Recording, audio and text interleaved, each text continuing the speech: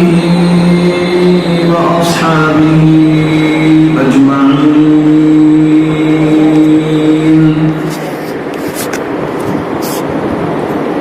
أما بعد فأعوذ بالله من الشيطان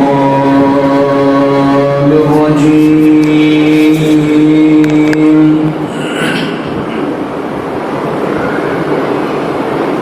بسم الله الرحمن الرحيم.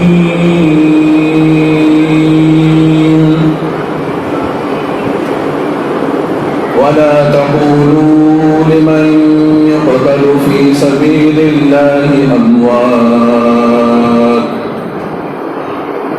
بل أحياء ولكن لا تشعرون.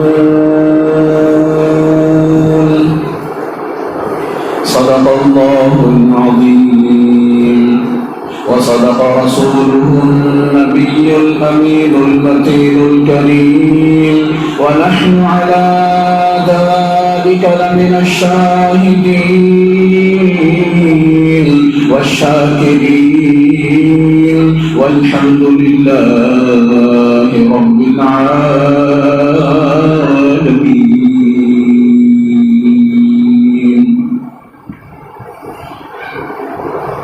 آئیے اس سے پہلے کہ گفتگو کا آغاز کیا جائے، ہم اور آپ تمامی حضرات مدینے والے آقا گنبد خضرا میں آرام فرمانے والے داتا، ہم غریبوں کے غمگسار نائب پروردگار جناب احمد مجتبی محمد مصطفیٰ صلی اللہ علیہ وسلم کی بارگاہ بے کس پناہ میں جس طریقے سے میں درود و سلام کے صیغے پڑھاؤں، محبت کے ساتھ مچل کر کے آپ بھی درود و سلام کے صیغے دہرائیں. پڑھیے الصلاۃ والسلام علیک یا رسول اللہ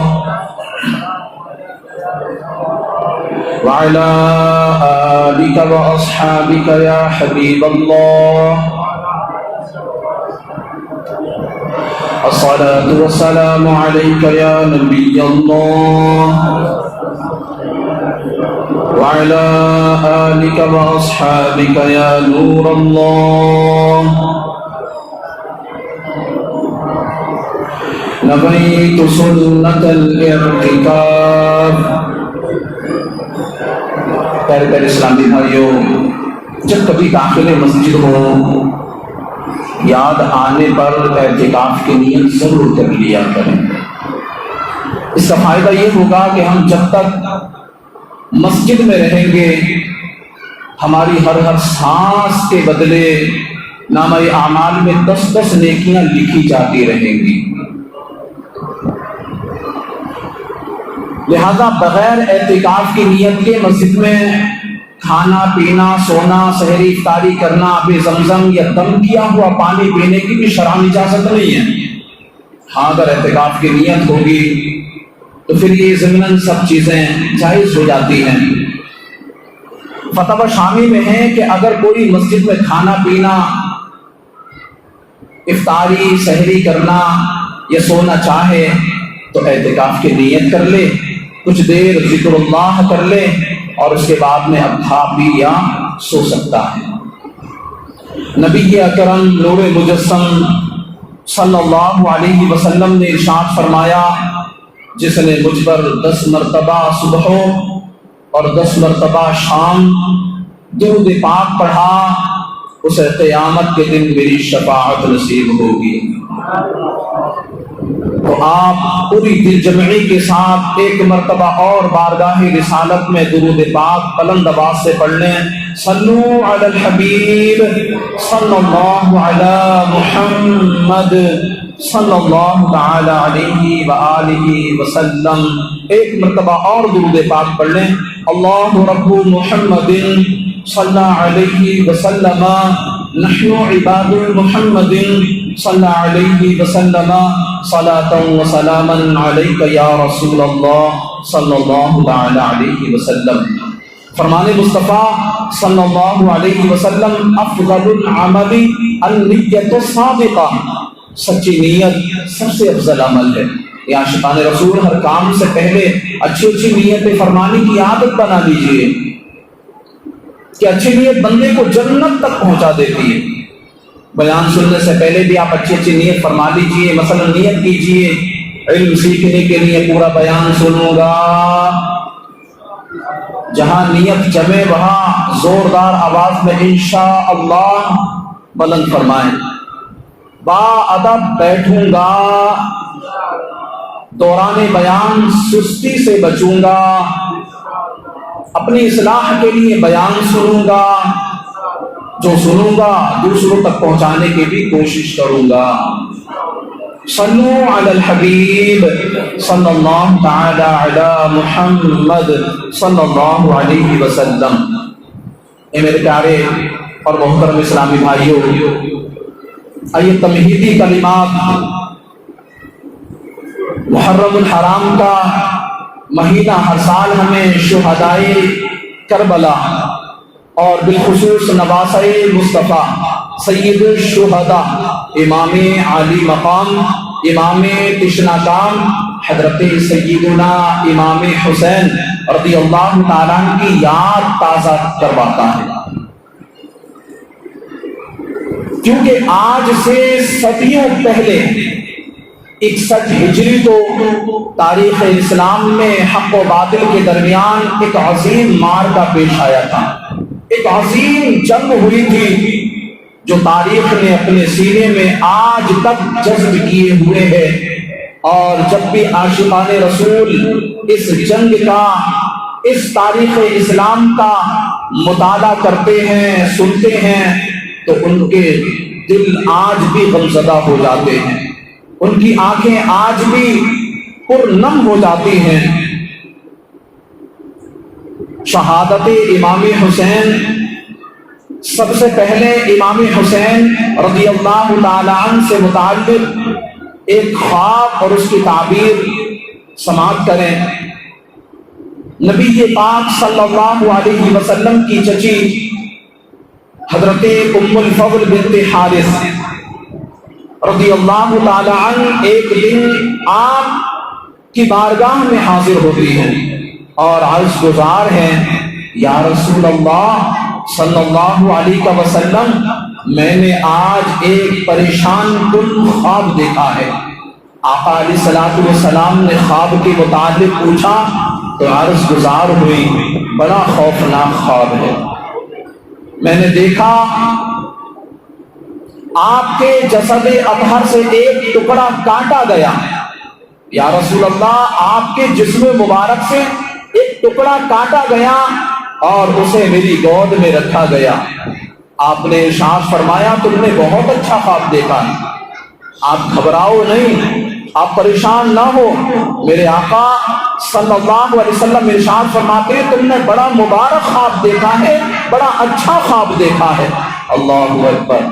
فرمایا، انشاءاللہ فاطمہ کی ہاں لڑکا پیدا ہوگا، بیٹا پیدا ہوگا اور وہ تمہاری گود میں دیا جائے گا۔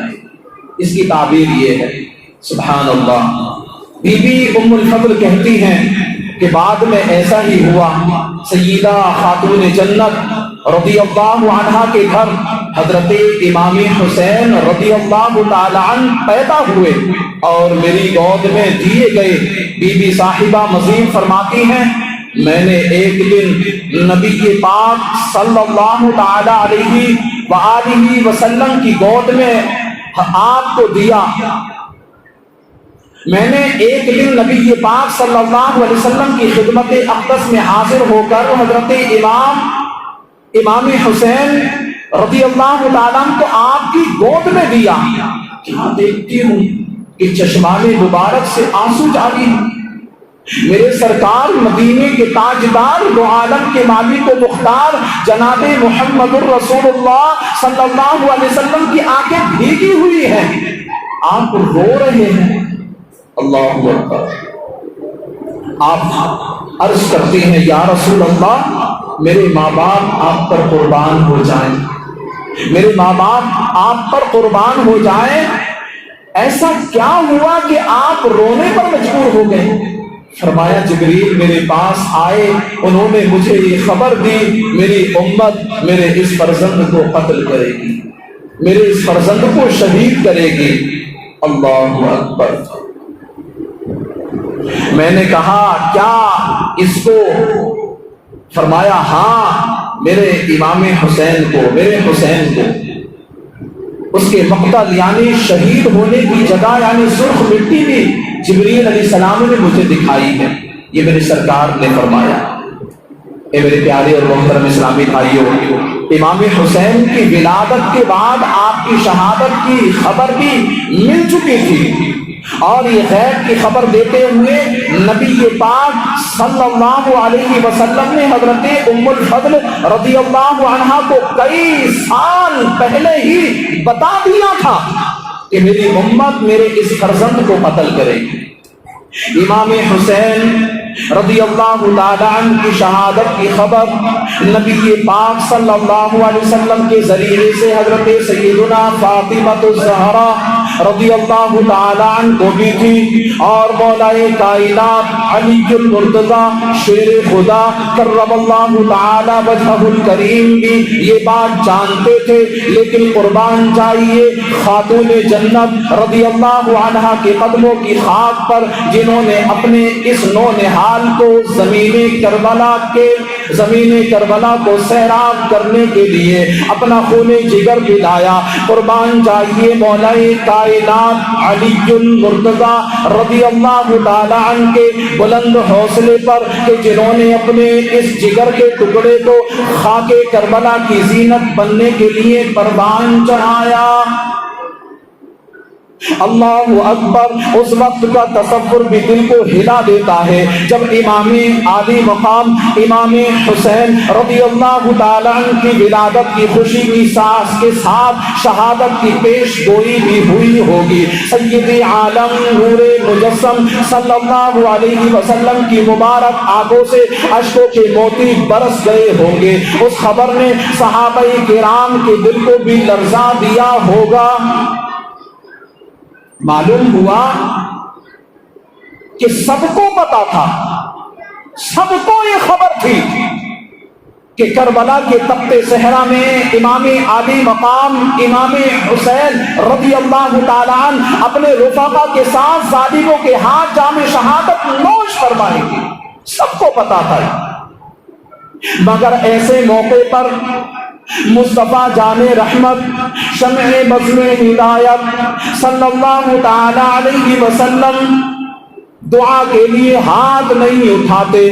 بارگاہ الہی میں امام حسین کے امن و سلامت اور اس خونی حادثے سے محفوظ رہنے اور دشمنوں کے برباد ہونے کی دعا نہیں فرماتے، نہ تو علی المرتضی رضی اللہ تعالی عنہ عرض کرتے ہیں یا رسول اللہ صلی اللہ علیہ وسلم اس خبر نے تو دل و جگر پارا پارا کر دیے ہیں، بارگاہ میں اپنے اس فرزند کے لیے دعا فرمائیے۔ اور نہ ہی خاتون جنت فاطمہ الزہرا رضی اللہ تعالی عنہا التجا کرتی ہے کہ اے سلطانی دارین، آپ کے فیض سے تو عالم فیض یاب ہوتا ہے، آپ کی دعا مستجاب یعنی مقبول ہوتی ہے، میرے اس لاڈلے کے لیے دعا فرما دیجئے۔ نہ اہل بیت اور ازواج مطہرات نہ صحابہ کرام علیہم الرضوان کسی نے بھی کچھ نہ کہا، کسی نے دعا کے لیے التجا نہیں کی۔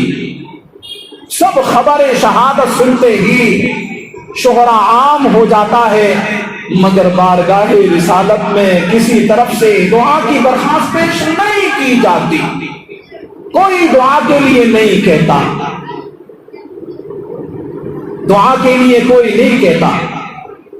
دراصل بات یہ ہے مقام امتحان میں ثابت قدمی درکار ہوتی ہے، ایسے موقع پر جان سے دریغ جانباز مردوں کا شیوا نہیں ہوتا، اخلاص سے جان نثار ان کی عین تمنا ہوتی ہے کہ وہ اپنی جان کو اللہ رب العالمین کی بارگاہ میں قربان کر دیں۔ اس موقع پر دعائیں کی گئیں، مگر یہ کہ فرزند اس مقام پر ثابت قدم رہے، توفیق الہی مددگار رہے، مصائب و آلام ہجوم، مصائب و آلام کا ہجوم اس کے قدم کو پیچھے نہ ہٹا سکے، وہ کبھی اس سے ہمت نہ ہارے، وہ کبھی اس کے قدم میں کبھی لغزش نہ آئے۔ رب عز و جل کے لیے وہ اپنی جان کو قربان یوں کرتے کہ زمانے کے لیے مثال بن جائیں۔ نبی پاک صلی اللہ علیہ وسلم، اہل بیت اطہار، صحابہ کرام اور امام حسین رضی اللہ تعالی عنہ کا یہ عمل اور انداز ہمیں چند باتوں کا درس دیتا ہے۔ چند باتیں ہمیں یہاں پر سمجھ میں آتی ہیں۔ اللہ پاک کے بندوں کو ہر وقت یہ فکر لاحق ہوتی ہے کہ ہم اس کی رضا میں راضی رہیں۔ یہی ایک مسلمان کا شیوا ہونا چاہیے، اس کی یہی تمنا ہونا چاہیے، جو میں عمل کر رہا ہوں میرا مولا اس میرے عمل سے راضی ہو جائے۔ دوسرا یہ کہ دین کے کام، دین کے نام پر آنے والی تمام مصیبتوں اور پریشانیوں کو خوشی خوشی قبول کرنا اور ان پر ثابت قدم رہنا چاہیے۔ تیسرا یہ کہ اپنی اولاد کی ایسی پیاری تربیت کرنی چاہیے کہ حق اور سچائی کے میدان میں کبھی بھی ان کے قدم نہ ڈگمگائیں۔ جب بھی ایسا موقع آئے، ایسی باری آئے، ایسا جب بھی موقع ملے تو ان کے قدم کبھی لغزش نہ کھائیں، کبھی ڈگمگائیں نہیں، کبھی پیچھے نہ ہٹیں، اور حق بولنے اور حق پر عمل کرنے میں ان کے حوصلے ہمیشہ بلند رہیں۔ اور چوتھی بات یہ کہ دین کا ہر کام اخلاص کے ساتھ کیا جائے، اخلاص کے ساتھ کیا جائے، کیونکہ بغیر اخلاص کے کیے جانے والے کام پر لوگ تعریف تو کر دیں گے لیکن رب کریم کی طرف سے کوئی اجر اس کو نہیں ملنے والا، کوئی اجر نہیں ملنے والا۔ اگر ہم ان مدنی پھولوں پر عمل کر لیں، ان باتوں کو اپنے سینے میں، اپنے دل میں بٹھا لیں، تو جہاں ہمارے اور ہماری اولاد کے کردار میں بے مثال نکھار آئے گا، وہیں معاشرے سے بہت ساری خرابیاں، بہت سارے فتنے اور بہت ساری خرافات بھی یہاں سے رخصت ہوتی ہوئی نظر آئے گی۔ جی ہاں، سب سے پہلے عمل تو انسان ہی کو کرنا ہوتا ہے، ہم بھی انسان ہیں۔ اگر ہم یہ سوچیں کہ نہیں جی مولانا صاحب ہی ان تمام چیزوں کا ٹھیکہ لے کے بیٹھے ہیں، امام صاحب ہی کو ساری چیزوں کا ٹھیکہ دے دیا، ہم نے وہی کریں گے، کیا آپ اپنے گھر میں مالک نہیں ہیں؟ کھانے میں نمک تیز ہو جائے آپ چڑھ جاتے ہیں، جی تم نے کھانا بنانا نہیں آتا، تم نے کھانے کا ٹیسٹ بگاڑ دیا، تم نے ہماری ناک کٹا دی، تم نے تو آج تک ہمیں کھانا اچھے سے کھلائے ہی نہیں، وغیرہ وغیرہ۔ گھر میں اگر صاف صفائی نہیں ہوتی ہم کیسے اپنے گھر والوں پر برس پڑتے ہیں، تم کو صاف صفائی کرنا نہیں آتی، میرے آنے والے مجھ کو ٹوک کر جاتے ہیں، میری بدنامی کرواتی، وغیرہ وغیرہ۔ یہ تمام چیزوں کے لیے تو ہم اپنے گھر والوں پر حاکم ہیں، ان کے سرپرست ہیں، لیکن جب بات آتی ہے نماز کی، بات آتی ہے قرآن کی تلاوت کی، بات آتی ہے سنت مصطفیٰ کی، بات آتی ہے شریعت مصطفیٰ کی، کیوں ہم سو جاتے ہیں، کیوں ہمارے ضمیر مردہ ہو جاتے ہیں؟ ایسے موقع پر ہم اپنے گھر والوں کو کیوں تنقید نہیں کرتے؟ جی جناب، آپ خود تو نماز پڑھتے ہیں، بڑے نمازی ہیں، بڑے پکے نمازی ہیں، آپ نماز نہیں چھوڑتے، صف اول میں نماز پڑھتے ہیں، لیکن یہاں پر آپ ذرا یہ بھی تو توجہ کریں کہ میں تو نماز پڑھتا ہوں، اپنے گھر والوں کو بھی تلقین کرتا ہوں کہ نہیں؟ کرنا چاہیے، صرف اپنے گھر والوں کو ہی نہیں بلکہ حدیث پاک میں تو یہاں تک فرمایا گیا کہ تم سے تمہارے پڑوسیوں کے متعلق بھی پوچھا جائے گا کہ کیا تم نے اپنے پڑوسیوں کو دین کی دعوت دی؟ تمہارا پڑوسی نماز نہیں پڑھتا تھا، ایک مرتبہ بھی بولا کہ چلو بھائی نماز پڑھنے چلو؟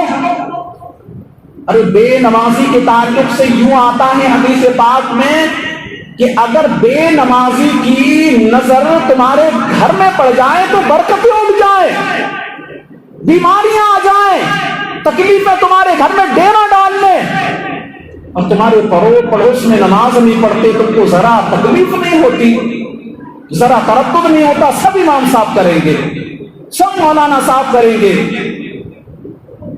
اور ان تمام چیزوں کو لے کر کے پھر چین گوئیاں بھی ہوتی ہیں کہ یوں ٹھیک سے کام نہیں ہوتا، یوں یہ نہیں کیا جا رہا، ایسا ہونا چاہیے.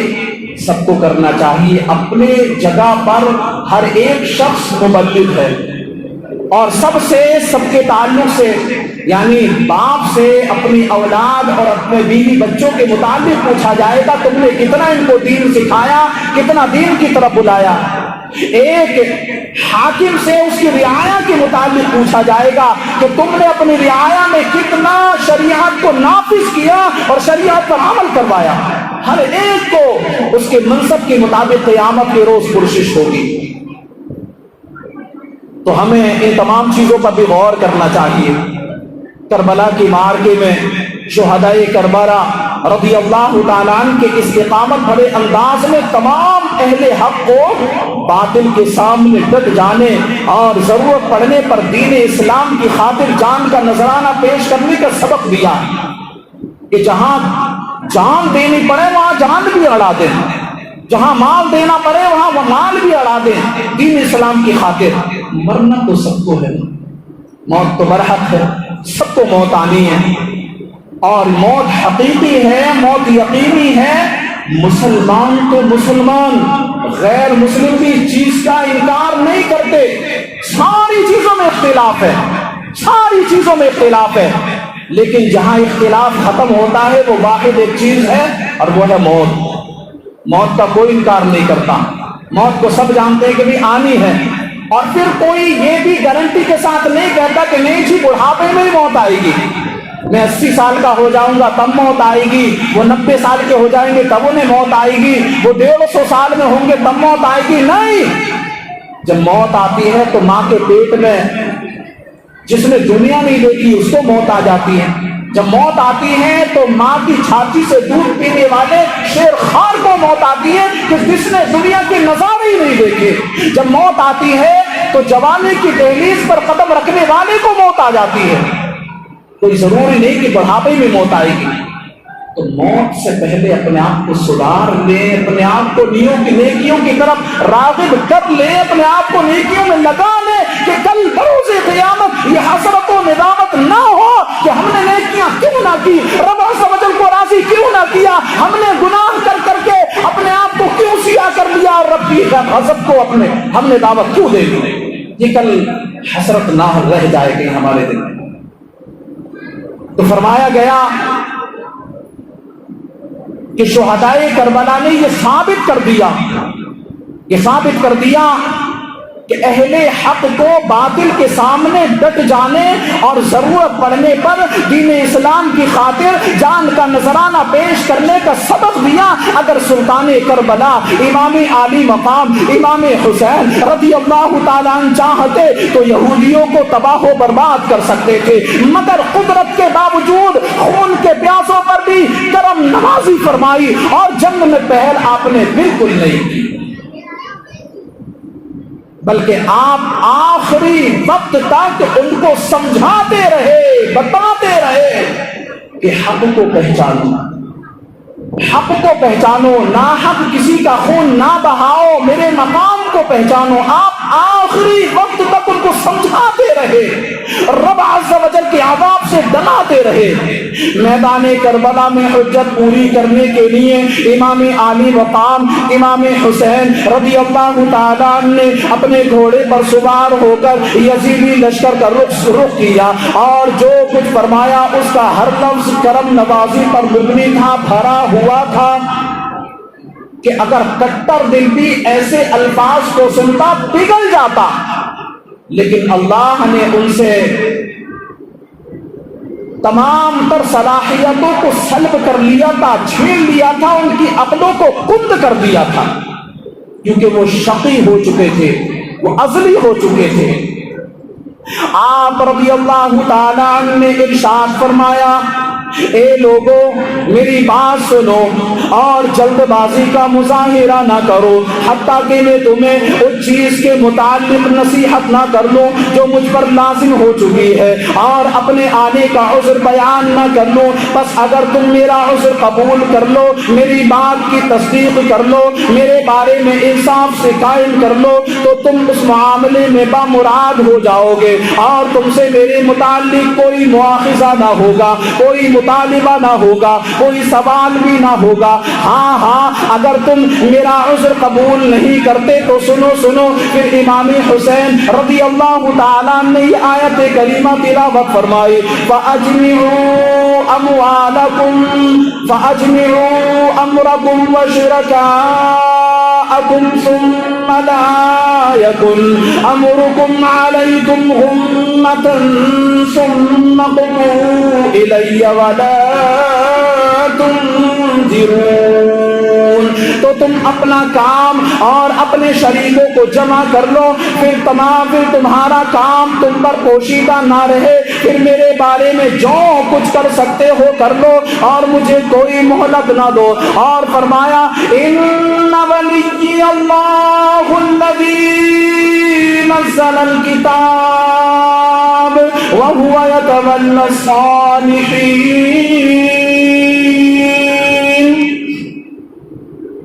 بے شک میرا والی اللہ ہے جس نے کتاب اتاری، جس نے کتاب مومنوں پر اتاری، اور وہ نیکوں کو دوست رکھتا ہے جو نیکیاں کرتا ہے، اللہ کی رضا والے کاموں میں اپنے آپ کو لگاتا ہے، میرا مولا اس کو اپنا دوست رکھتا ہے۔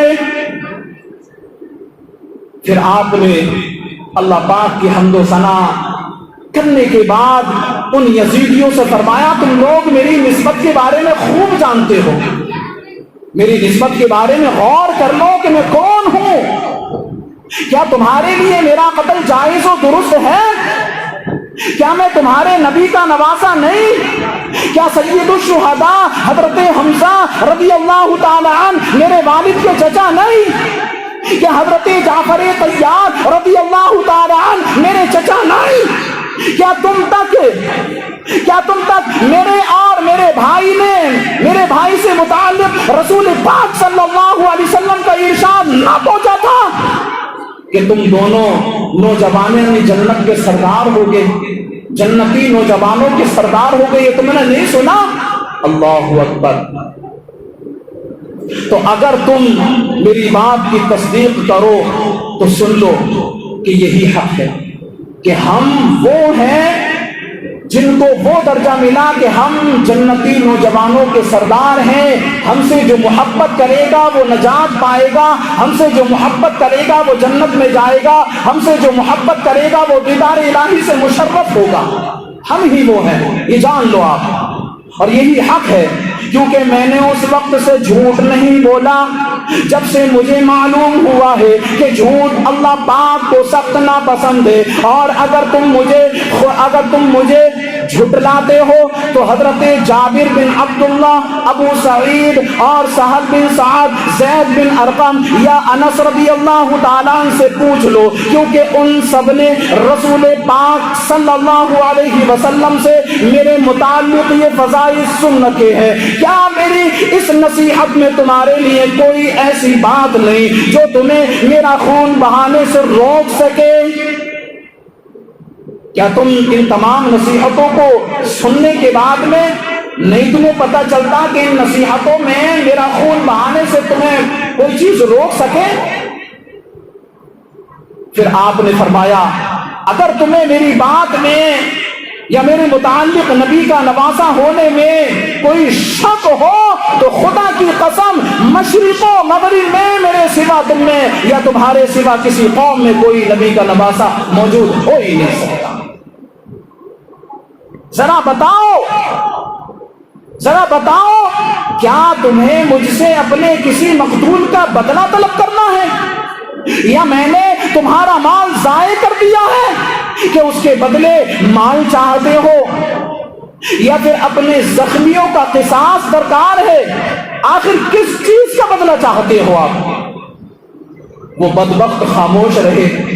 آپ نے فرمایا کیا تم لوگوں نے ہی مجھے خطوط بھیج کر نہیں بلوایا؟ کیا تم نے ہی مجھے یہاں پر آنے پر مجبور نہیں کیا؟ اتنے سارے خطوط لکھے، اتنی ساری چٹھیاں لکھی، اتنی ساری عرضیاں تم نے لکھی کہ مجھے یہاں پر آنا پڑا، میں آنے پر مجبور ہو گیا، اور یہاں بلا کر کے تم میرے ساتھ یہ معاملہ کرتے ہو۔ اللہ اکبر!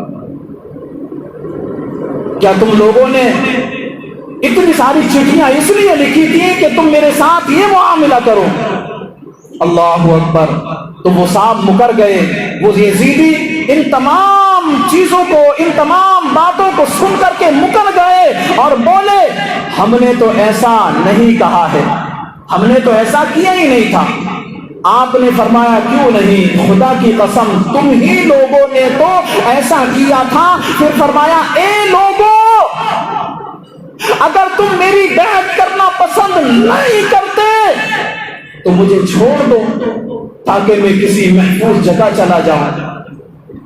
بد نصیب قیس بن اشعث نے کہا آپ ابن زیاد کے حکم کے آگے سر تسلیم خم کر لیں تو ہم آپ کو چھٹکارا دے سکتے ہیں، ہم آپ کو چھوڑ سکتے ہیں۔ آپ رضی اللہ تعالیٰ نے فرمایا اللہ کی قسم، اللہ کی قسم میں ہرگز اس کی بیعت نہیں کر سکتا، میں اس کی بیعت کبھی نہیں کروں گا۔ اللہ کے بندو، میں اپنے اور تمہارے رب کریم کی پناہ لیتا ہوں اور اس بات سے کہ تم مجھے سنگسار کرو، میں تمہارے اور اپنے رب کریم کی پناہ لیتا ہوں ہر اس متکبر سے جو حساب کے دن پر یقین نہیں رکھتا۔ اے میرے پیارے اور محترم اسلامی بھائیوں، بدبخت یزیدیوں نے نصیحت پر مشتمل آپ کے اس کریمانہ انداز کا جواب سخت اذیتیں دے کر اور تکلیفیں پہنچا کر دیا، مگر آپ کو مصیبتوں کا ہجوم راہ حق سے ہٹا نہ سکا۔ اتنی تکلیفیں دی گئیں، اتنا ستایا گیا، بھوک اور پیاس کی شدت میں آپ کو رکھا گیا، 3 دن تک آپ کو پانی میسر نہیں ہوا، لیکن یہ ساری پریشانیاں ہیج رب عز و جل کی محبت میں ایسے سرشار کہ خاندان کو لوٹا دیا، لیکن پائے استقلال میں آپ کے لغزش تک نہ آئی، آپ کے عزم و استقلال میں کوئی کمی نہ آئی۔ حق و صداقت کا حامی، صلو علی الحبیب صلی اللہ تعالی علی محمد صلی اللہ علیہ وسلم۔ کیا ہوا؟ کوئی مسئلہ ہے؟ کیا ہوا؟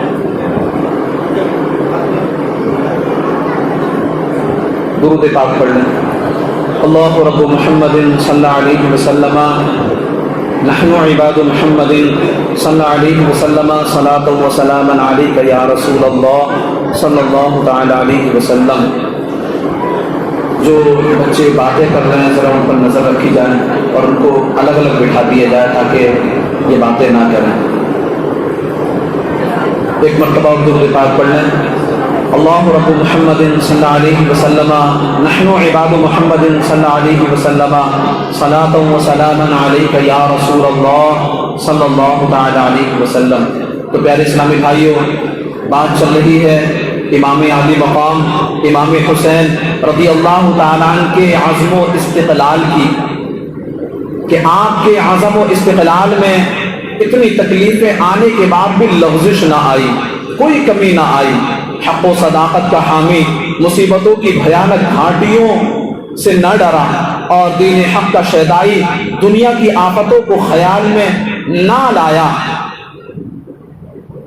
اگر آپ یزید کی بیعت کر لیتے تو وہ تمام لشکر آپ کے قدموں میں ہوتا، تمام کا تمام لشکر آپ کا غلام بن جاتا، آپ کا احترام کیا جاتا، خزانوں کے منہ کھول دیے جاتے آپ کے لیے اور دولت دنیا قدموں پر لٹا دی جاتی۔ مگر جس کا دل حب دنیا سے خالی ہو، اس اور دنیا کی ناپائیداری کا راز جس پر واضح ہو چکا ہو، وہ دنیا سے کیسے جی لگا سکتا ہے؟ اس کا دنیا میں کیسے جی لگ سکتا ہے؟ وہ تو اپنے رب عز و جل ہی سے جی لگائے گا، وہ تو رب عز و جل ہی کی رضا میں جیے گا اور اسی کی رضا میں اپنی جان کو قربان کر دے گا۔ اور یہی امام عالی مقام امام حسین رضی اللہ تعالیٰ نے کیا۔ حضرت امام عالی مقام امام حسین رضی اللہ تعالیٰ نے راحت دنیا کے منہ پر ٹھوکر مار دی اور راہ حق میں پہنچنے والی مصیبتوں کا خوش دلی سے استقبال کیا۔ اور اس قدر آفتوں اور بلاؤں کے باوجود یزید جیسے فاسق معلم، یعنی اعلانیہ گناہ کرنے والے کے ہاتھ پر آپ نے بیعت نہیں کی۔ آپ نے اعلانیہ گناہ کرنے والے شخص کی بیعت کا خیال بھی اپنے دل میں نہ لائے، اپنا گھر لٹا دیا، خود کو قربان کرنا منظور کر لیا، مگر شریعت کی خلاف ورزی گوارا نہ ہوئی اور اسلام کی عزت پر حرف نہیں آنے دیا۔ خدا کی قسم، میدان کربلا میں کربلا والوں کا اسلام کی خاطر اپنی جانوں کا نذرانہ پیش کرنا رہتی دنیا تک کے مسلمانوں کے لیے بہت بڑی یہ کرم نوازی ہے، بہت بڑی کرم نوازی تھی۔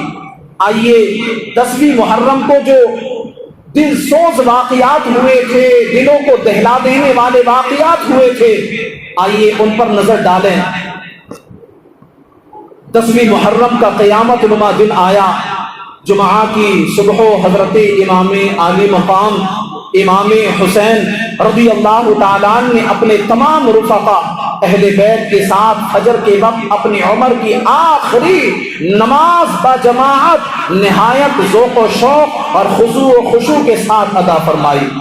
پیشانیوں نے سجدوں کے خوب مزے لیے، زبانوں نے قراءت و تسبیحات کے لطف اٹھائے۔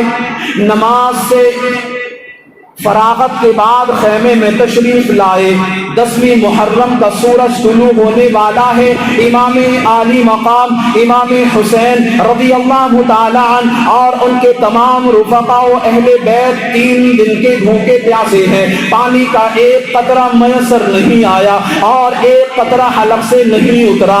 بھوک پیاس سے جس قدر کمزوری کا غلبہ ہوتا ہے اس کا بس وہی لوگ کچھ اندازہ کر سکتے ہیں جنہیں کبھی 2 یا 3 وقت کا فاقے کی نوبت آئی ہو۔ پھر بے وطنی، تیز دھوپ، گرم ریت اور گرم ہوائیں، ان پر ظلم و ستم کے پہاڑ توڑنے کے لیے 20 سے 22 ہزار فوج اور تازہ دم لشکر، تیر تلوار اور نیزوں سے مسلح صفے باندھے موجود ہے۔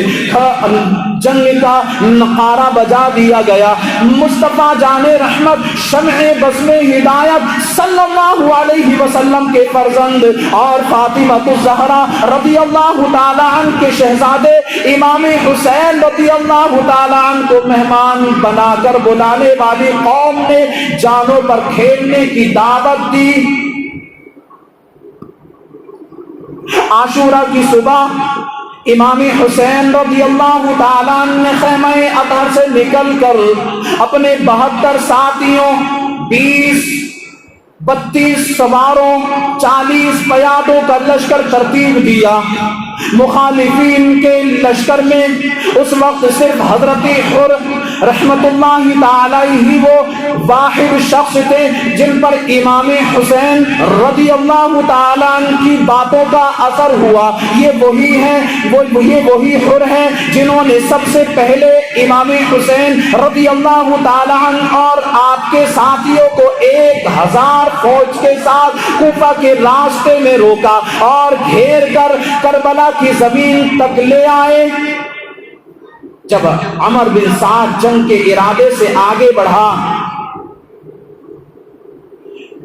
تو حضرت حر رحمت اللہ علیہ مجبوراً لشکر کے ساتھ امام حسین کی طرف بڑھے، مگر یوں کہ بدن کانپ رہا تھا، بدن میں لرزہ طاری تھا حضرت حر کے۔ یہ حالت دیکھ کر ان کے ایک ہم قوم نے کہا تمہارا یہ نام اور تمہارا یہ کام شبہ میں ڈالتا ہے۔ میں نے کسی لڑائی میں تمہاری یہ کیفیت نہیں دیکھی، کسی بھی لڑائی میں تمہاری ایسی کیفیت میں نے دیکھی ہی نہیں۔ مجھ سے اگر کوئی پوچھتا ہے کہ تمام اہل کوفہ میں بہادر کون ہے تو میں تمہارا ہی نام لیتا ہوں کہ حضرت حر سے زیادہ کوئی پہلوان نہیں، کوئی جنگجو نہیں، کوئی ان سے زیادہ بہادر نہیں۔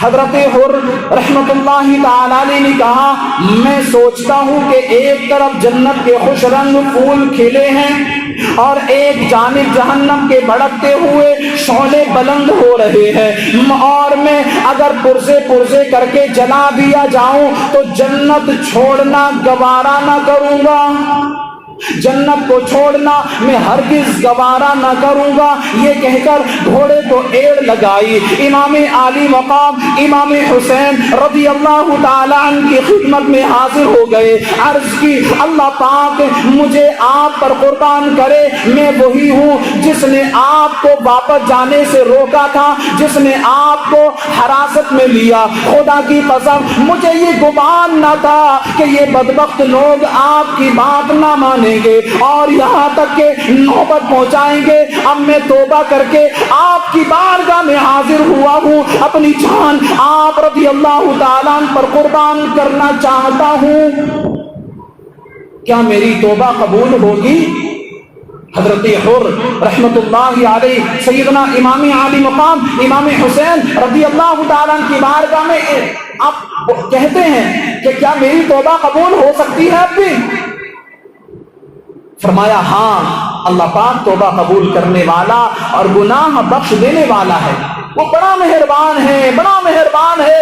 وہ ہزارہا غلطیاں اگر بندہ اس کا کرے تو وہ اپنے کرم سے جب اس کی بارگاہ میں توبہ کی جاتی ہے، استغفار کیا جاتا ہے، اگر گناہوں سے بندہ نادم ہوتا ہے تو میرا مولا اس کی توبہ کو قبول فرما لیتا۔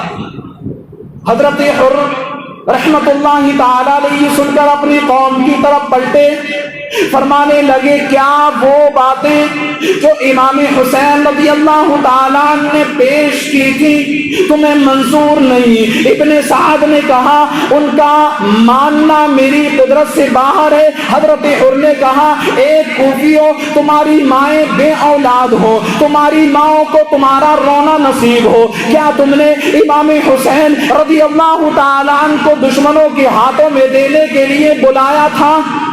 کیا تم نے اس لیے بلایا تھا کہ تم امام حسین رضی اللہ تعالیٰ عنہ کو دشمنوں کے ہاتھ سونپ دو، ان کے ساتھ بے وفائی کرو، ان کے ساتھ دشمنیاں کرو؟ کیا تم نے اس لیے امام حسین کو بلایا؟ اللہ اکبر۔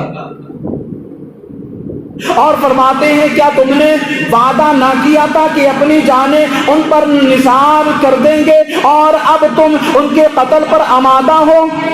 یہ بھی منظور نہیں کہ وہ اللہ پاک کے کسی شہر میں چلے جائیں جہاں وہ اور ان کے بال بچے امان پائیں، تم نے انہیں قیدی بنا رکھا ہے۔ فرات کا بہتا پانی جسے خدا کے دشمن پی رہے ہیں، جسے خدا کی مخلوق پی رہی ہے، جسے ہر شخص جس سے شراب ہوتا ہے، امام عالی مقام امام حسین اور رضی اللہ تعالیٰ عنہ اور ان کے بچوں پر تم نے وہ پانی بھی بند کر دیا ہے۔ پیاس کی تکلیف نے انہیں زمین سے لگا دیا، تم نے کیا برا معاملہ کیا محمد عربی صلی اللہ علیہ وسلم کی اولاد سے۔ اگر تم توبہ نہ کرو، اپنی حرکتوں سے باز نہ آؤ تو اللہ پاک تمہیں قیامت کے دن پیاسا رکھے گا۔ اس دن تم کیا جواب دو گے؟ اے بدعہدو، اے ظالمو، آج تم نے جس کو مہمان بنا کر بلا کر یہاں تڑپا رہے ہو، ستا رہے ہو، ان پر ظلم کر رہے ہو، قیامت کے روز جب حبیب پاک صلی اللہ علیہ وسلم اور ان کا خدا تم سے پرسش کرے گا، کیا جواب دو گے تم؟ اور تمہارے پاس کیا جواب ہوگا؟ اللہ اکبر۔ اس کے جواب میں یزیدی لشکر نے حضرت حر رحمت اللہ تعالی علیہ پر پتھر پھینکنا شروع کی۔ آپ نے نہایت شجاعت کے ساتھ یزیدی لشکر کے ساتھ جنگ کی اور دشمنوں کے چاروں طرف سے آپ پر گھیراؤ کیا گیا، یہاں تک کہ آپ کو زخمی کر دیا گیا۔ حضرت حر زخمی ہو کر گرے اور امام حسین رضی اللہ تعالیٰ عنہ کو آواز دی، اور آواز جیسے ہی دیتے ہیں سیدنا حضرت امام حسین رضی اللہ تعالیٰ عنہ بے قرار ہو کر تشریف لائے اور حضرت حر رحمت اللہ تعالیٰ کو اٹھایا، اپنے خیمے کی طرف لے گئے اور زمین پر لٹا دیا، اور ان کا سر انور اپنے زانوں پر رکھ کر پیشانی اور رخساروں کی گرد دامن سے پہنچتے جاتے اور کہتے حضرت حر نے جب آنکھ کھولی اور اپنا سر مبارک امام حسین رضی اللہ تعالیٰ کے زانوں پر پا کر تو آپ مسکرائے اور عرض کی حضور اب تو آپ اس سے خوش ہیں، اب تو آپ اس سے راضی ہیں؟ فرمایا ہم راضی ہیں، اللہ بھی تم سے راضی ہو۔ حضرت حر رحمت اللہ علیہ نے یہ سنا اور اپنی جان امام حسین پر قربان کر دی۔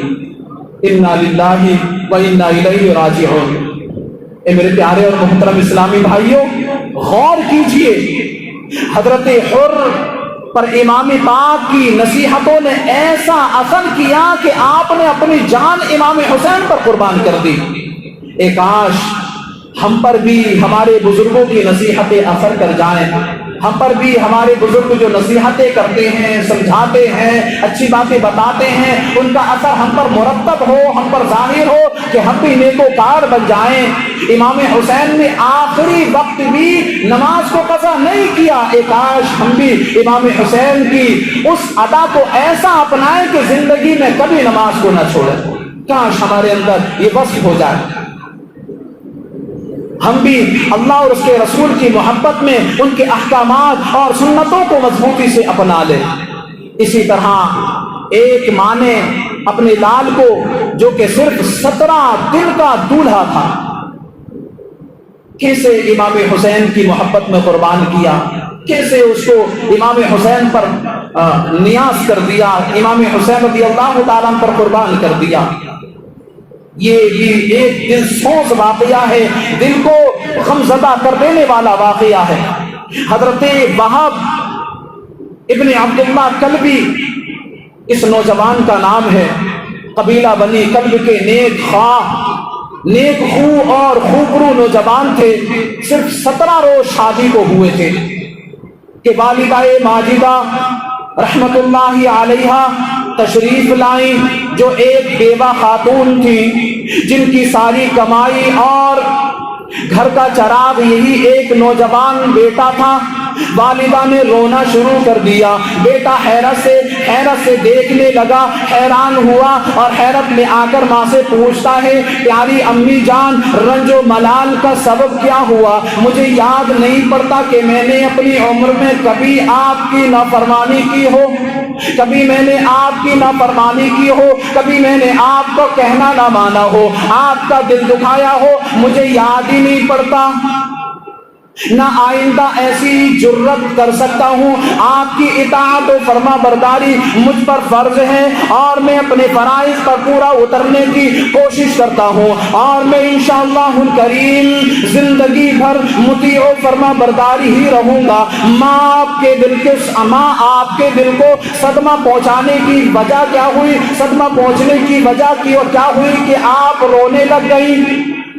سعادت مند اکلوتے بیٹے کی یہ سعادت مندانہ گفتگو سن کر ماں اور بھی چیخے مار کر رونے لگی اور کہنے لگی، اے فرزند، تو میری آنکھوں کا نور ہے، میں نے اپنی جان گھلا کر تیری جوانی کی بہاروں میں لگا دی، میں نے اپنے جگر کا خون تجھے پلا کر کے پروان چڑھا دیا، ایک پل تیری جدائی اور ایک لمحہ تیرا فراق مجھ سے برداشت نہیں ہو سکتا، میں نے تجھے اپنا خون جگر پلایا ہے۔ آج اس وقت میدان کربلا میں نواسہ رسول، مولا مشکل کشا کا لال، خاتون جنت کا نو نہال، ظلم و ستم سے نڈھال ہے، میرے لال کیا تجھ سے ہو سکتا ہے کہ تو اپنی جان ان کے قدموں پر قربان کر دے؟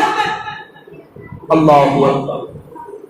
اس زندگی پر ہزار افسوس ہے، اس زندگی پر ہزار افسوس ہے کہ ہم زندہ رہیں اور سلطان مدینہ صلی اللہ علیہ وآلہ وسلم کا لاڈلا شہزادہ ظلم و جفا کے ساتھ شہید کر دیا جائے۔ اگر تجھے میری محبتیں کچھ یاد ہوں اور تیری پرورش میں جو مشقتیں میں نے اٹھائی ہیں ان کو تو نہ بھولا ہو تو اے میرے چمن کے مہکتے پھول، تو پیارے حسین رضی اللہ تعالیٰ عنہ کے سر پر صدقے ہو جا، اپنے آپ کو قربان کر دے، ان کے قدموں پر اپنی جان کو نچھاور کر دے۔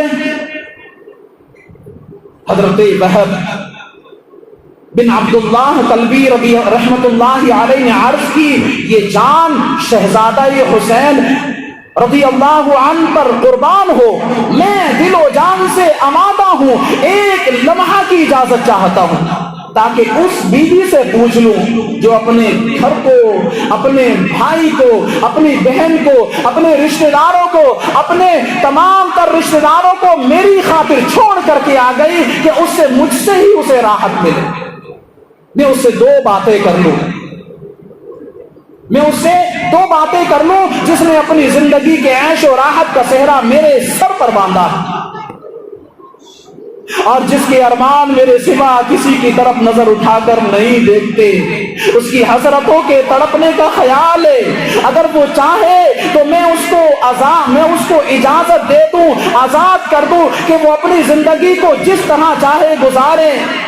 زوجہ کی طرف آئے اور اسے خبر دی کہ فرزند رسول صلی اللہ علیہ وسلم گلشن مولا علی کے میدان کرب و بلا میں رنجیدہ ہیں، غداروں نے ان پر نرغہ کیا ہے، میری تمنا ہے کہ ان پر جان قربان کر دوں۔ یہ سن کر نئی دلہن کہنے لگی، افسوس کہ میں اس جنگ میں آپ کا ساتھ نہیں دے سکتی، شریعت اسلامیہ نے عورتوں کو لڑنے کے لیے میدان میں آنے کی اجازت نہیں دی، افسوس اس سعادت میں میرا حصہ نہیں کہ آپ کے ساتھ میں بھی دشمنوں سے لڑ کر امام علی مقام امام حسین رضی اللہ تعالیٰ پر اپنی جان کو قربان کروں۔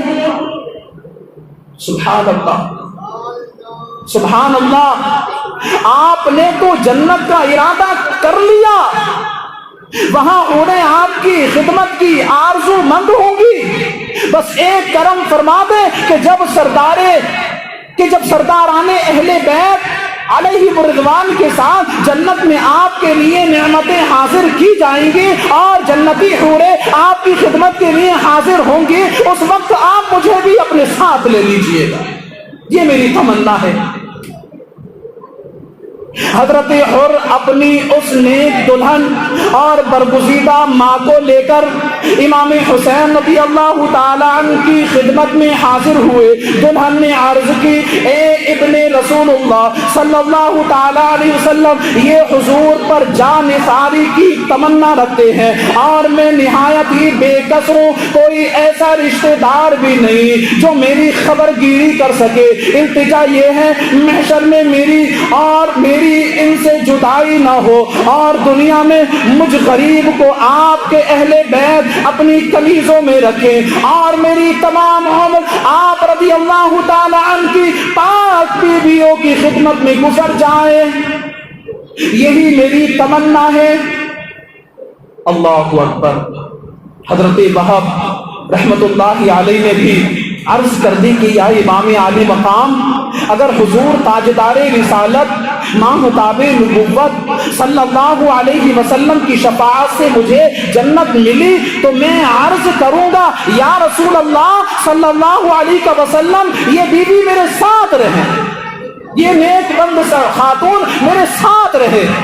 حضرت وہب بن عبداللہ کلبی رحمت اللہ علیہ امام علی مقام امام حسین رضی اللہ تعالیٰ عنہ سے اجازت لے کر میدان میں چل دیے، جو سامنے آیا تلوار سے اس کا سر اڑا دیا، سرکشوں کے سروں کا انبار لگا دیا، نااہلوں کے جسم خاک و خون میں تڑپتے نظر آنے لگے، لڑتے ہوئے اچانک واپس ماں کے پاس آ کر عرض گزار ہوئے، والدہ تو اب مجھ سے تو راضی ہے نا، اب تو مجھ سے راضی ہوئی؟ دلہن کے پاس پہنچے جو بے قرار رو رہی تھی اور اس کو صبر کی تلقین کی، اتنے میں دشمنوں کی طرف سے آواز آئی، حل من مبارز، یعنی کوئی ہے جو مقابلے پر آئے۔ حضرت وہب بن عبداللہ کلبی رحمت اللہ علیہ گھوڑے پر سوار ہو کر میدان کی طرف روانہ ہوتے ہیں، نئی دلہن ٹکٹکی باندھتے ہوئے ان کو جاتا دیکھ رہی ہوتی ہے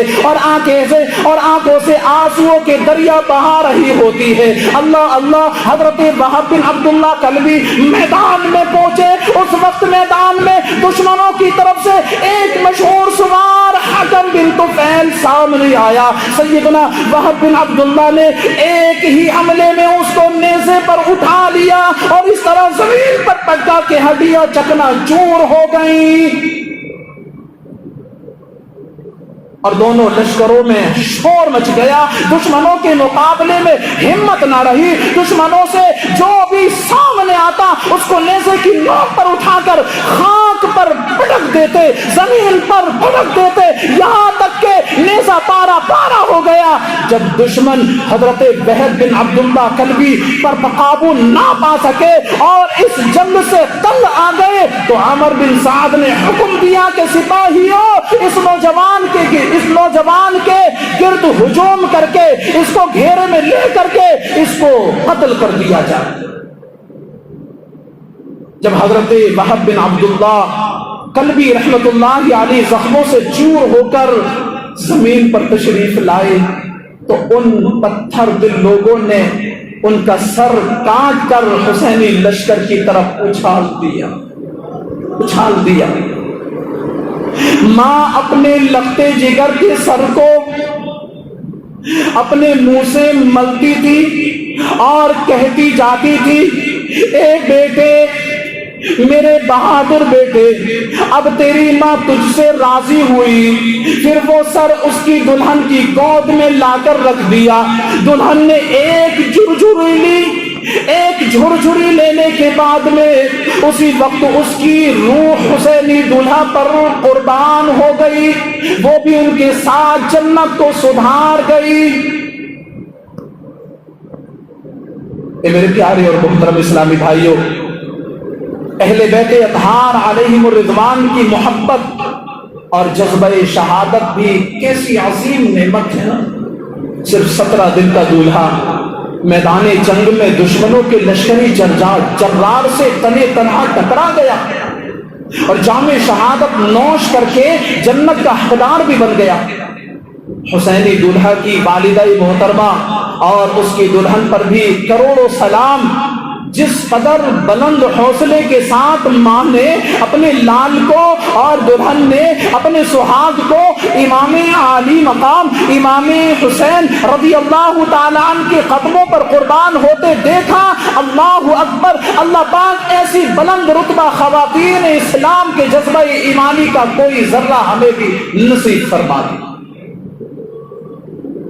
اسی لیے تو عاشق صادق نے جھوم جھوم کر کے ان کربلا والوں کی بارگاہ میں خراج عقیدت پیش کی اور وہ کہتے ہیں، کربلا کے جان ساروں کو سلام، فاطمہ زہرا کے پیاروں کو سلام،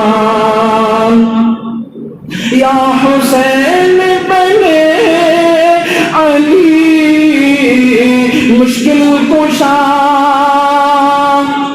یا حسین بنے علی مشکل کشا،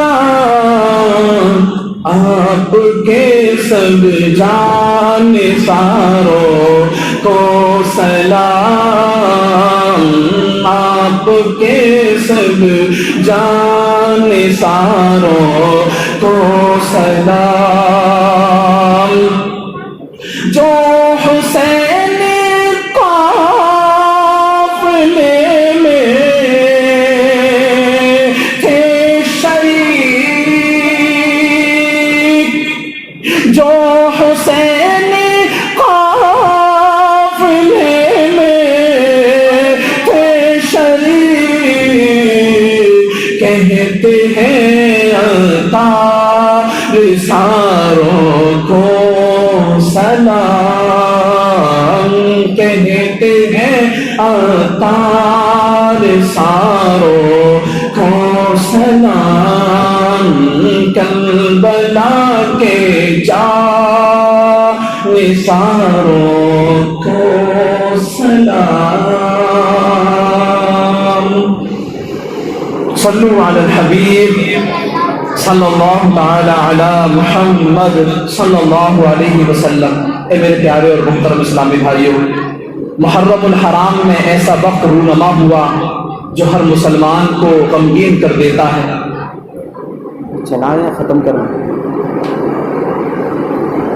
اہل بیت پاک پر مصیبت کے پہاڑ ٹوٹے. واقعہ کربلا سن کر بلا قصد و ارادہ غمگین ہو جانا، بے اختیار آنکھوں سے آنسو جاری ہو جانا انسان کے اختیار میں نہیں، بلکہ یہ تو ایمان و محبت اہل بیت کا تقاضا ہے، بلکہ جان بوجھ کر جو ایسا کرتا ہے. لیکن یہاں پر ایک مسئلہ یہ بنتا ہے کہ جو جان بوجھ کر ایسا کرتا ہے، ایسا ماحول بنانا، رونا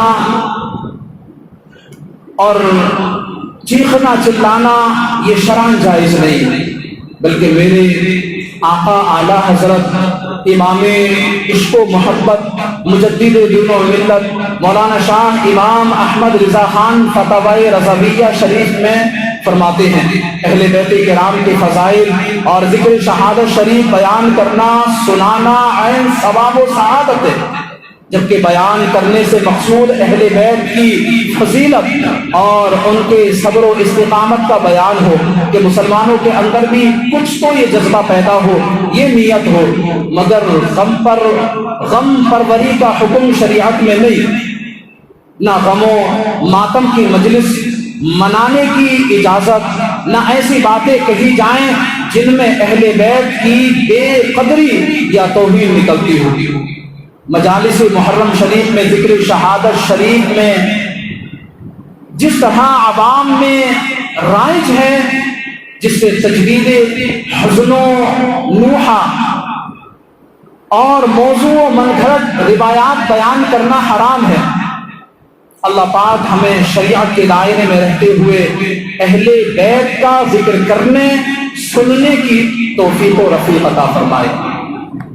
پیارے اسلامی بھائیوں، کربلا کی تاریخ میں امام حسین کے ساتھیوں، آپ کے رفقا کی وفاداری کا بہت بڑا کارنامہ رہا ہے. جب تک ان میں سے ایک بھی باقی رہا، امام حسین رضی اللہ تعالیٰ عنہ کے خاندان کے کسی فرد کو انہوں نے میدان میں نہیں جانے دیا. آپ کے رفیقوں میں، آپ کے ساتھیوں میں، آپ پر جان فدا کرنے والے فدائیوں میں جو بھی ایک بھی جب تک باقی رہا، آپ کے خاندان میں سے کسی پر آنچ بھی نہیں آنے دی انہوں نے، بلکہ خاندان اہل بیت کے کسی فرد کو تکلیف تک نہ پہنچنے دی.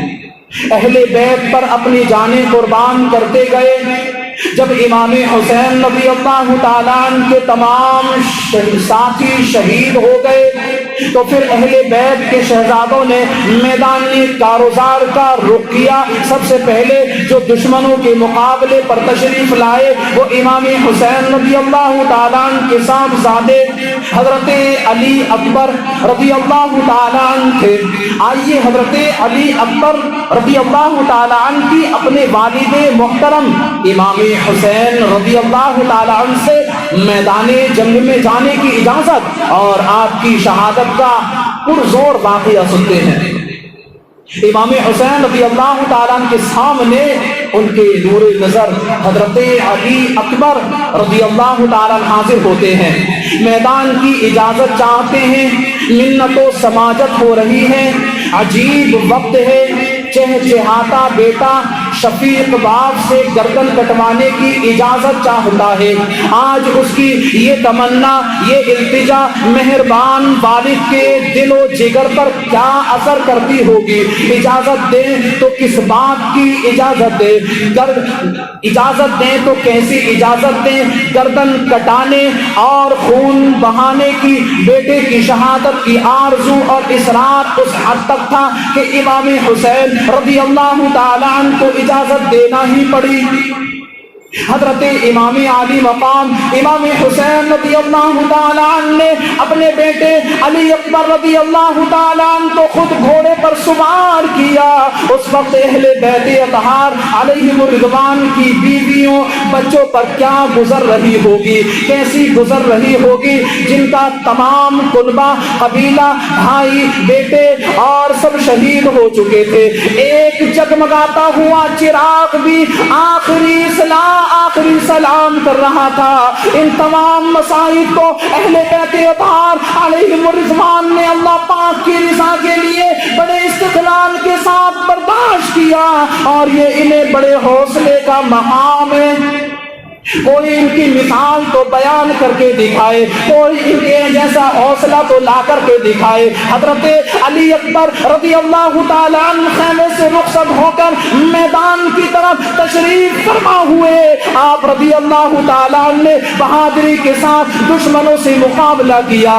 3 دن کے بھوکے پیاسے تھے، لڑتے لڑتے آپ پیاس کی شدت سے نڈال ہوئے۔ میدان سے واپس والد محترم حضرت امام حسین رضی اللہ تعالیٰ عنہ کی خدمت میں حاضر ہوتے ہیں اور عرض گزار ہوتے ہیں، اے والد محترم، اے میرے بابا جان، اے میرے ابا جان، پیاس کی بہت شدت ہے۔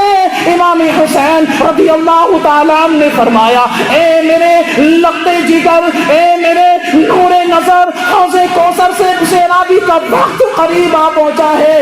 دست مصطفیٰ صلی اللہ علیہ وسلم سے وہ جام ملے گا جس کی لذت نہ تصور میں آ سکتی ہے اور نہ زبان بیان کر سکتی ہے۔ یہ سن کر حضرت علی اکبر رضی اللہ تعالیٰ عنہ کو خوشی ہوئی اور وہ پھر میدان کاروزان کی طرف لوٹ گئے، اور مرتبہ دشمنوں نے یکبار کی، اس مرتبہ دشمنوں نے یکبار کی، چاروں طرف سے گھیر کر حملہ کرنا شروع کر دیے۔ آپ بھی حملہ فرماتے رہے اور دشمن ہلاک ہو کر خاک و خون میں لوٹتے رہے، لیکن چاروں طرف سے نیزوں کے اور زخموں نے تنے ناظرین کو چکنا چور کر دیا، لہو لعان کر دیا۔ چمنستان فاطمہ کا گلے رنگی اپنے ہی خون میں نہا گیا۔ آپ رضی اللہ تعالیٰ عنہ گھوڑے سے زمین پر گرے، آپ نے اپنے والد کو آواز دی، امام حسین رضی اللہ تعالیٰ عنہ گھوڑا دوڑا کر میدان میں پہنچے اور جانباز و نہال کو میدان جنگ سے اٹھا کر خیمے میں لائے اور ان کا سر گود میں لیا۔ علی اکبر رضی اللہ تعالیٰ عنہ نے آنکھ کھولی اور اپنا سر مبارک والد کی گود میں دیکھ کر فرمایا، اے والد محترم، میں دیکھ رہا ہوں آسمان کے دروازے کھول دیے گئے ہیں، آسمانوں کے دروازوں پر فرشتے کھڑے ہو کر کے میرا استقبال کرنا چاہتے ہیں، جنتی حوریں شربت کے جام لیے انتظار کر رہی ہیں۔ یہ کہا اور امام حسین رضی اللہ تعالیٰ عنہ کے شہزادے نے اپنی جان کو اپنے والد محترم کے قدموں پر قربان کر دیا۔ اہل بیت کا صبر و تحمل، اللہ اکبر، پانی کا نام و نشان نہیں۔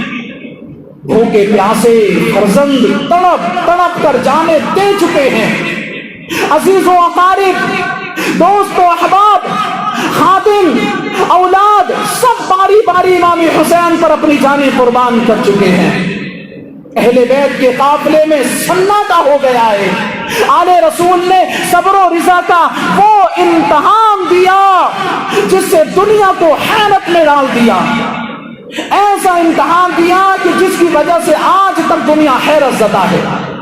بڑے سے بڑے، بڑے سے لے کر بچے تک سب امتحان میں مبتلا تھے۔ علی اکبر کے بعد اب باری تھی ننھے علی اصغر کے امتحان کی۔ علی اکبر کے بعد امام حسین رضی اللہ تعالی عنہ خیمے میں تشریف لا کر اپنے چھوٹے صاحبزادے حضرت عبداللہ رضی اللہ تعالی عنہ، جو عوام میں علی اصغر مشہور ہے، گود میں اٹھا کر میدان میں لائے۔ ایک شقی نے تیر مارا اور گود ہی میں ذبح ہو گئے۔ آپ تصور میں تو لائیں ذرا وہ منظر، آپ تصور میں تو لائیں ذرا وہ وقت، ذرا سوچئے ننھے علی اصغر رضی اللہ تعالیٰ عنہ کے پیاسے گلے پر جب تیر لگا ہوگا اور یہ شدت کرب سے اپنے بابا جان کی گود میں تڑپا ہوگا، اور پھر جھرجھری لے کر دم توڑا ہوگا، اس وقت جگر گوشہ بطول، نواسہ رسول، امام عالی مقام، امام حسین رضی اللہ تعالی عنہ کے رنج و الم کا کیا معاملہ ہوگا؟ یقیناً اس دل دکھانے والے مارکے میں امتحان سبھی کا منظور تھا، سبھی کا امتحان منظور تھا، مگر امام حسین رضی اللہ تعالی عنہ کا اصلی اور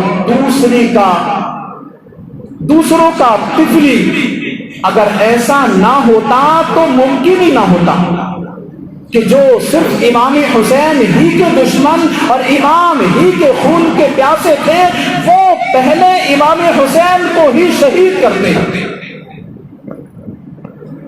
اب وہ وقت آیا کہ جانثار ایک ایک کر کے رخصت ہو چکے ہیں، سب نے اپنی جانوں کو قربان کر دیا، سب کے سب اللہ کی رضا کے لیے اللہ کے محبوب دانائی غیوب منزہ عن العیوب صلی اللہ علیہ وسلم کے پیارے پیارے نواسے پر اپنی جانوں کو قربان کر چکے۔ اب وہ وقت آیا کہ جانثار ایک ایک کر کے رخصت ہو چکے اور امام حسین پر جانیں قربان کر گئے۔ اب تنہا حضرت امام حسین ہیں اور ایک فرزند حضرت امام زین العابدین، وہ بھی بیمار کمزور بیماری کی وجہ سے خیمے سے باہر آئے اور امام حسین کو تنہا دیکھ کر میدان جنگ میں جانے اور اپنی جان نثار کرنے کے لیے نیزہ ہاتھ میں لیا، لیکن بیماری، سفر کی کوفت یعنی سفر کی تکلیفیں، بھوک پیاس، متواتر فاقوں اور پانی کی تکلیفوں سے کمزوری اور اس قدر بڑھ گئی تھی کہ کھڑے ہونے سے بدن مبارک لرز جاتا، کانپ جاتا۔ اس کے باوجود ہمت مردانہ کا یہ حال تھا کہ میدان جنگ میں جانے کا ارادہ کر لیا۔ حضرت امام حسین رضی اللہ تعالی عنہ نے فرمایا، بیٹے لوگ آؤ، میدان جانے کا ارادہ نہ کرو، میں کنبہ قبیلہ عزیز و اقارب خدام جو ہمراہ تھے راہ اپنے نثار کر چکا اور الحمدللہ ان مصائب کو اپنے نانا جان صلی اللہ علیہ وسلم کے صدقے صبر و تحمل کے ساتھ برداشت کیا اور اب اور اپنا وجود بھی راہ خدا میں نظر کرنے کے لیے حاضر ہے۔ تمہاری ذات کے ساتھ بہت ساری امیدیں وابستہ ہیں۔ اہل بیت پاک کو وطن تک کون پہنچائے گا؟ عورتوں کی دیکھ بھال کون کرے گا؟ میری نسل کس سے چلے گی؟ حسینی سیدوں کا سلسلہ کس سے جاری ہوگا؟ یہ سب توقعات تمہاری ذات سے وابستہ ہیں۔ اے میرے پیارے بیٹے، تم نہ جاؤ میدان کی طرف، آخری چراغ تم ہی ہو، تمہاری ہی روشنی سے دنیا روشن ہوگی۔ لختے جگر یہ تمام کا تمام تمہارے ذمہ میں چھوڑ کر کے جاتا ہوں، میرے باپ تم ہی میرے جانشین ہوگے اور تمہیں میدان جانے کی اجازت میں نہیں دے سکتا۔ اللہ اکبر۔ امام حسین نے امام زین العابدین کو یہ تمام ذمہ داریاں سونپی اور خود جنگ کے لیے تیار ہوئے۔ قبائے مصری پہنی، امامہ رسول خدا صلی اللہ علیہ وسلم سر پر باندھا، حضرت حیدر کرار کی تلوار اٹھائی۔ اہل خیمہ نے اس منظر کو کس طرح دیکھا ہوگا؟ امام میدان جانے کے لیے گھوڑے پر سوار ہوئے۔ اس وقت اہل بیت کی بے کسی انتہا کو پہنچتی ہے اور ان کا سردار ان سے ہمیشہ کے لیے جدا ہوتا ہے۔ اہل بیت علیہم الرضوان کے گرد یتیمی مڈلائی پھر رہی ہے، ازواج سے سہاگ رخصت ہو رہا ہے، دکھے ہوئے اور زخمی دل امام حسین رضی اللہ تعالی عنہ کی جدائی سے کٹ رہے ہیں۔ بے کس قافلہ حسرت کی نگاہوں سے امام عالی مقام امام حسین رضی اللہ تعالی عنہ کے چہرہ دل افروز پر نظر کر رہا ہے۔ سکینہ رضی اللہ عنہا کی ترسی ہوئی آنکھیں اپنے والد کا آخری دیدار کر رہی ہیں۔ آن تو آن میں یہ جلوے ہمیشہ کے لیے رخصت ہونے والے ہیں۔ اہل خیمہ کے چہروں سے رنگ اڑ گئے ہیں، حسرت و یاس کی تصویریں ساکت کڑی ہوئی ہیں، نہ کسی کے بدن میں جنبش ہے، نہ کسی کی زبان میں تابے حرکت نورانی اور آنکھوں سے آنسو ٹپک رہے ہیں۔ خاندان مصطفیٰ صلی اللہ علیہ وآلہ وسلم بے وطنی اور بے کسی میں اپنے سروں سے رحمت و کرم کے سائے کو رخصت کر رہا ہے۔ حضرت امام عالی مقام امام حسین رضی اللہ تعالی عنہ نے اپنے اہل بیت کو صبر کی تلقین فرمائی، رضا الہی پر صابر و شاکر رہنے کی ہدایت کی، اور سب کو سپرد خدا کر کے میدان کی طرف رخ کیا۔ نہ قاسم ہے، نہ ابو بکر و عمر، نہ عثمان و عون ہے، نہ جعفر و عباس رضوان اللہ تعالی علیہم، اور جو حضرت امام عالی مقام رضی اللہ تعالی عنہ کو میدان جانے سے روکے اور اپنی جانوں کو امام عالی مقام امام حسین رضی اللہ تعالی عنہ پر فدا کرے۔ علی اکبر بھی آرام کی نیند سو گئے، جو حصول شہادت کی تمنا میں بے چین تھے، تو اور تنہا امام حسین رضی اللہ تعالیٰ عنہ ہے اور آپ ہی کو دشمنوں کے مقابل جانا ہے۔ خیمے سے چلے اور میدان میں پہنچے، مصطفیٰ کریم صلی اللہ علیہ وسلم کا فرزند راہ خدا میں سر کٹا کر کنبہ کٹا کر سر وقت موجود ہے کہ اب میں اللہ عز و جل کی رضا کے لیے اپنے آپ کو پیش کرتا ہوں۔ اللہ اکبر۔ اس کے بعد آپ نے ایک خطبہ فرمایا، حمد و صلات کے بعد فرمایا، اے قوم خدا سے ڈرو جو سب کا مالک ہے۔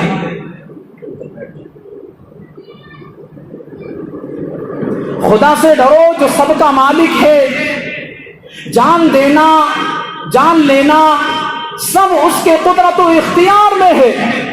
اگر تم خدا بند عالم پر یقین رکھتے اور میرے نانا جان محمد عربی صلی اللہ علیہ وسلم پر ایمان لائے تو ڈرو کہ قیامت کے دن میزان عدل قائم ہوگا، نفسی کا عالم ہوگا، ذرے ذرے کا حساب دینا ہوگا، ہر حقدار کو اس کا حق دیا جائے گا۔ اگر کسی نے کسی کا ذرہ برابر حق مانا ہوگا تو قیامت کے روز وہ چکانا پڑے گا۔ اللہ اکبر۔ بہرحال اعمال کا حساب کیا جائے گا۔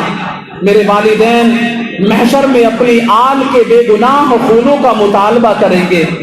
حضور سید الانبیاء محبوب کبریاء صلی اللہ علیہ وآلہ وسلم، جن کی شفاعت گناہگاروں کی بخشش کا ذریعہ ہے، اور تمام مسلمان جن کی شفاعت کے امیدوار ہیں، وہ تم سے میرے اور میرے جانثاروں کے ناحق خون کا بدلہ چاہیں گے۔ تم میرے اہل و عیال، دوست، احباب، بچوں اور نوجوانوں میں سے 70 سے زیادہ افراد کو شہید کر چکے اور اب میرے قتل کا ارادہ رکھتے ہو۔ خبردار ہو جاؤ، یہ دنیا کا عیش و عشرت ہمیشہ کے لیے نہیں ہے۔ اگر تم حکمرانی چاہتے ہو تو مجھے موقع دو، میں عرب چھوڑ کر دنیا کے کسی اور حصے میں چلا جاؤں۔ اگر یہ کچھ منظور نہ ہو اور اپنی حرکات سے باز نہ آؤ تو ہم اللہ پاک کے حکم اور اس کی مرضی پر صابر و شاکر ہیں۔ امام حسین رضی اللہ تعالی عنہ کی مبارک زبان سے یہ کلمات سن کر کوفیوں میں سے بہت سارے لوگ رو پڑے، چیخیں بلند ہوئی، آنسو بہ نکلے، رو پڑے بہت سارے لوگ۔ مگر وہ جانتے بھی تھے کہ وہ ظلم کر رہے ہیں، اور یہ بھی سب کو یقین تھا کہ امام حسین رضی اللہ تعالیٰ حق پر ہے۔ سردار انبیاء محبوب کبریاء جناب محمد الرسول اللہ صلی اللہ علیہ وسلم کا نور نظر، خاتون جنت فاطمہ الزہرا رضی اللہ تعالی عنہ کا لخت جگر، بے کسی بھوک و پیاس کی حالت میں آل و اصحاب کی جدائی کا زخم دل پر لیے ہوئے گرم ریگستان میں 20,000 کے لشکر کے سامنے تشریف فرما۔ اپنے فضائل اور اپنی بے گناہی سے دشمنوں کو اچھی طرح آگاہ کر دیا اور بار بار بتا دیا کہ میں جنگ کے ارادے سے نہیں آیا، میرا یہ ارادہ قطعا نہیں تھا کہ میں یہاں جنگ کروں، میں جنگ کے ارادے سے نہیں آیا۔ اور اس وقت تک ارادہ ہی جنگ نہیں ہے، اب بھی موقع ہے، ابھی بھی موقع دو تو میں واپس چلا جاؤں۔ مگر 20,000 کی تعداد امام حسین رضی اللہ تعالیٰ عنہ کو بے کس و تنہا دیکھ کر جوش بہادری دکھانا چاہتی ہے۔ جب امام حسین رضی اللہ تعالیٰ عنہ نے اطمینان فرمایا کہ ان سیاہ دل لوگوں کے لیے کوئی عذر باقی نہ رہا اور وہ کسی بھی طرح ناحق خون بہانے اور ظلم کرنے سے باز نہ آنے والے ہیں، تو امام حسین رضی اللہ تعالیٰ نے فرمایا تم جو ارادہ رکھتے ہو پورا کرو، اور جس کو میرے مقابلے کے لیے بھیجنا چاہتے ہو بھیجو۔ دشمنوں کو اب یہ اطمینان تھا کہ حضرت امام حسین رضی اللہ تعالیٰ عنہ کے سوا اب اور تو کوئی باقی ہی نہ رہا، یہ کب تک لڑیں گے؟ پیاس کی حالت، دھوپ کی تپش اور نڈھال کر چکی ہے ان کو، جہاں تک ہو ایک ایک مقابل کیا جائے، کوئی تو کامیاب ہو ہی جائے گا۔ اس طرح دشمنوں میں سے تازہ دم اور نئے بہادر امام عالی مقام امام حسین رضی اللہ تعالیٰ عنہ کے مقابل آتے رہے، مگر جو بھی سامنے آتا امام حسین کے ایک ہی بار میں اس کا قصہ تمام ہو جاتا۔ زمین کربلا میں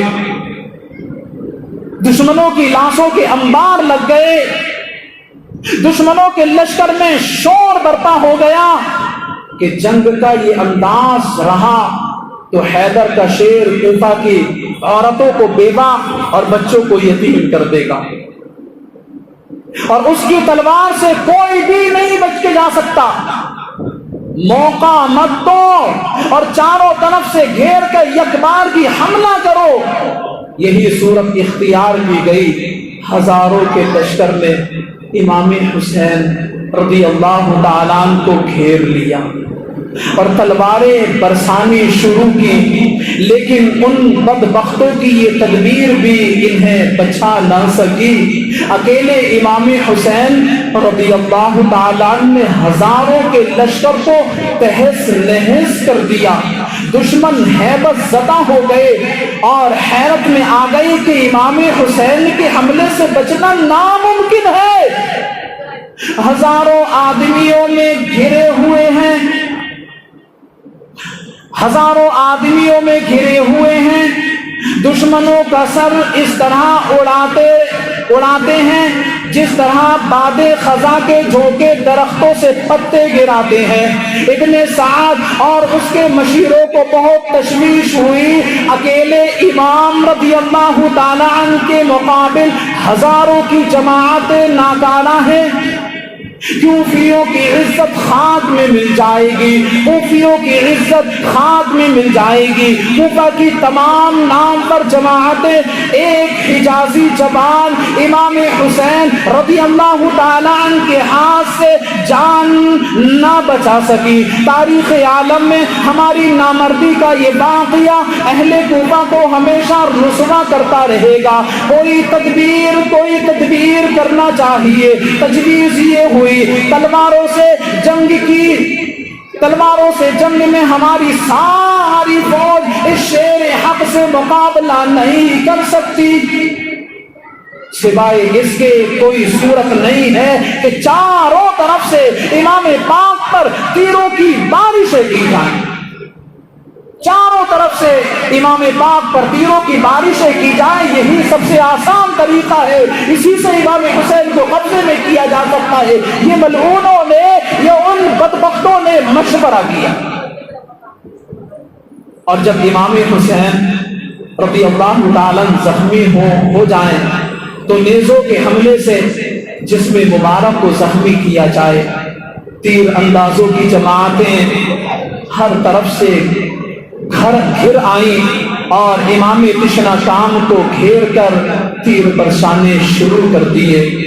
گھوڑا اس قدر زخمی ہو گیا کہ اس میں کام کرنے کی قوت نہ رہی، ہر طرف سے تیر آ رہے ہیں اور امام مظلوم کا مبارک جسم نشانہ بنا ہوا ہے، نورانی جسم زخموں سے چکنا چور لہو لہان ہو رہا ہے۔ بے شرم کوفیوں نے سنگ دلی سے محترم مہمان کے ساتھ یہ سلوک کیا، ایک تیر پیشانی اقدس پر جا لگا۔ یہ وہ پیشانی تھی جسے مصطفیٰ جان رحمت صلی اللہ علیہ وسلم بوسہ دیا کرتے تھے۔ ان بے ادبوں نے اس نورانی پیشانی کو تیر سے گھائل کیا۔ حضرت امام حسین زخمی ہو کر گھوڑے سے نیچے زمین پر تشریف لے آئے، نورانی پیکر خون میں نہا گیا اور آپ شہید ہو گئے۔ انا للہ و انا الیہ راجعون۔ میدان کربلا میں حضرت امام حسین رضی اللہ عنہ پر جان، مال، بھوک، پیاس، خوف اور طعنے بازی جیسی سب آزمائشیں آئی۔ آپ کے نانا جان دو عالم کے سلطان صلی اللہ علیہ وسلم کا کلمہ پڑھنے والے آپ رضی اللہ عنہ کے جانی دشمن بن گئے اور آپ کو طرح طرح کی تکلیفیں دینے لگے۔ آپ کے بھائیوں، بیٹوں، بھانجوں اور بھتیجوں کو شہید کیا گیا، آپ کے رفقا کو تکلیفیں دی گئی، آپ کے خاندان والوں کو ستایا گیا، مگر پھر بھی آپ ان تمام آزمائشوں میں سرخرو ہوئے، صبر و استقامت کا پہاڑ بنے رہے، رضائے الہی پر راضی رہتے ہوئے زبان سے حمد الہی بجا لاتے رہے اور ان بدبختوں کو برابر نیکی کی دعوت اور اسلام کی تعلیمات دیتے رہے۔ ایک لفظ بھی بے صبری کا ادا نہ کیا، حتیٰ کہ سجدے کی حالت میں اپنی جان کا نذرانہ بارگاہ خدا بندی میں پیش کر دیا۔ ہمیں چاہیے کہ ان اللہ والوں کی سیرت طیبہ پر عمل کرتے ہوئے خوب نیکی کی دعوت عام کریں، مسلمانوں کو گناہوں سے بچانے کے لیے کوشاں رہیں، راہ خدا میں آنے والی مصیبتوں پر صبر کریں اور اس مبارک دن میں تلاوت قرآن، ذکر و درود، صدقات و خیرات، نوافل کی کثرت اور نظر و نیاز کی صورت میں ان عظیم ہستیوں کو خراج عقیدت پیش کریں اور ان کی بارگاہ میں خوب اظہار ثواب کریں۔